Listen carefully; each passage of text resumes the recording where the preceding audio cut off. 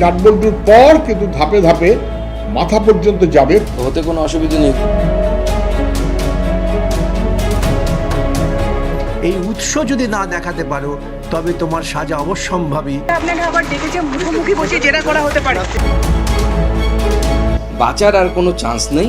ভাজা মাছটি উল্টে খেতে জানে না, এদের পরিণতি দেখবেন একটা একটা করে দেখতে থাকুন। গরু পাচার কাণ্ডে নয়া মোড়। মনীষ কোঠারির গ্রেপ্তারির পর এবার দুর্নীতিতে নাম জড়ালো বীরভূমের বোলপুর পুরসভার চেয়ারম্যান পর্ণা ঘোষ ও তার স্বামী বীরভূম জেলা তৃণমূলের সাধারণ সম্পাদক সুদীপ্ত ঘোষের। মনীষের সঙ্গে যৌথভাবে প্রায় 20 কোটি সম্পত্তি কেনার অভিযোগ তাদের বিরুদ্ধে। গরু পাচার কাণ্ডে অনুব্রত মণ্ডলের হিসাবরক্ষক মনীষ কোঠারির গ্রেপ্তারির পর থেকেই সামনে আসছে একের পর এক চাঞ্চল্যকর তথ্য। নজরে তার বিপুল পরিমাণ সম্পত্তি। এর আগেও বোলপুরের একাধিক মৌজায় মনীষের 15 কোটি টাকার সম্পত্তির নথিও সামনে এনেছিল সিএন। এবার ইডির আতস গাছের তলায় মনীষের কেনা বীরভূম ইলামবাজার এলাকার গোপালনগর গ্রামে প্রায় 20 বিঘা জমি। জমির বাজার মূল্য আনুমানিক 15 কোটি টাকা। সিএনের হাতে আসা নথিতে দেখা যাচ্ছে জমির মালিকানায় রয়েছেন মনীষ কোঠারি ও তার পরিবারের সদস্যরা।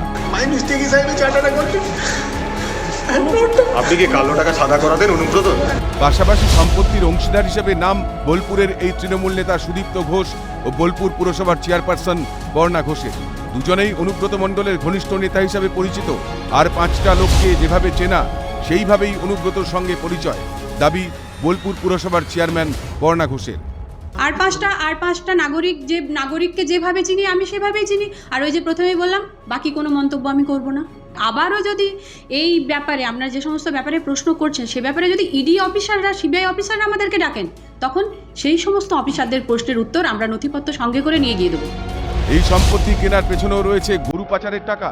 গরু পাচারের কালো টাকা সাদা করতেই একের পর এক সম্পত্তিতে বিনিয়োগ। এই প্রসঙ্গে সরব বিরোধী শিবির। তৃণমূলের শীর্ষ থেকে নিম্ন সবাই দুর্নীতিতে নিমজ্জিত, কটাক্ষ বিজেপি।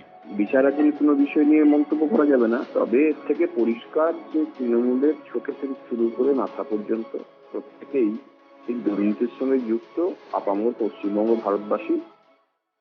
একদিকে এনামুল সাইগালের মতো তিহার যাত্রা নিশ্চিত অনুব্রত মণ্ডলের হিসেব রক্ষক মনীষ কোঠারি। এবার সেই মনীষের সঙ্গে ফের জড়ালো তৃণমূলের নাম। কোন দিকে যায় তদন্তের গতি, সামনে আসে আর কত নাম, সেটাই এখন দেখা। মফিজুল ইসলাম ও অমরনাথ দত্তের রিপোর্ট, ক্যালকাটা নিউজ।